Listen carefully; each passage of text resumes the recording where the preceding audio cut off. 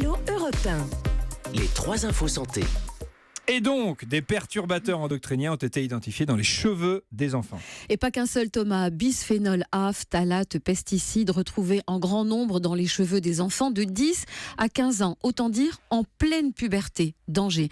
C'est le magazine 60 millions de consommateurs qui dévoile cette étude et qui demande d'une part aux autorités d'arrêter de jouer les poules mouillées et d'imposer enfin des règles et des limites aux industriels.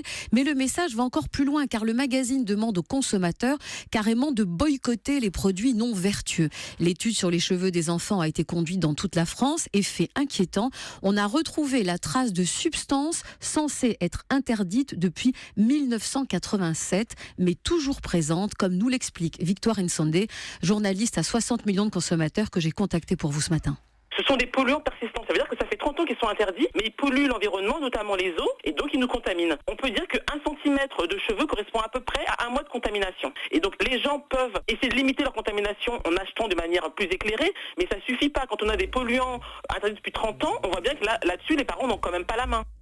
Et c'est dans le numéro de 60 millions de consommateurs qui est en vente depuis hier. Comment choisir le trajet en voiture le moins dangereux, Isabelle ? Est-ce que vous êtes à 5 minutes près ? Et si rallonger un peu votre parcours vous permettait d'éviter un accident ? C'est Groupama qui est à l'origine de cette nouvelle plateforme, letrajetleplussur.fr. Alors le choix de l'itinéraire qu'on vous propose prend en compte les données de la sécurité routière. 700 000 accidents ont été répertoriés, lieu et dangerosité. Des accidents qui ont nécessité l'intervention conjointe des pompiers et de la police. Et un constat, Thomas, 2 accidents sur 3 ont lieu dans un périmètre de 15 km autour de la maison. Bref, le trajet habituel qu'on fait quasiment les yeux fermés. Bien sûr. Alors le trajet le plus sûr, c'est gratuit, ça fonctionne dans toute la France. À terme, choisir le trajet préconisé par l'assureur pourrait même faire baisser les primes, mais on n'en est pas encore là. On n'est pas encore là. Il n'y a jamais d'urgence avec des gens pressés, donc on n'est jamais à 5 minutes près. Si on était capable d'écrire rien qu'en pensant, pour terminer, Isabelle. Écrire rien qu'en pensant les mots. Encore ou faut-il penser, en l'occurrence. Écouter avec sa peau.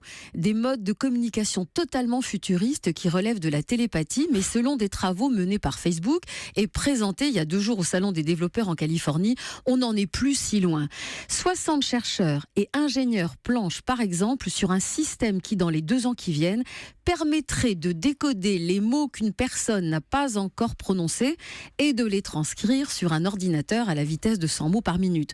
Je pourrais écrire, Thomas, ce que vous n'avez pas encore dit, mais que vous avez déjà pensé. Et là, vous vous dites, Thomas, si j'ai bien compris, c'est que j'ai rien compris. Et c'est normal, ils sont tous bac plus 30. Ah, c'est pour ça. Tout s'explique. Moi, j'ai rien compris. Vous voulez pas recommencer ? Merci beaucoup, Isabelle.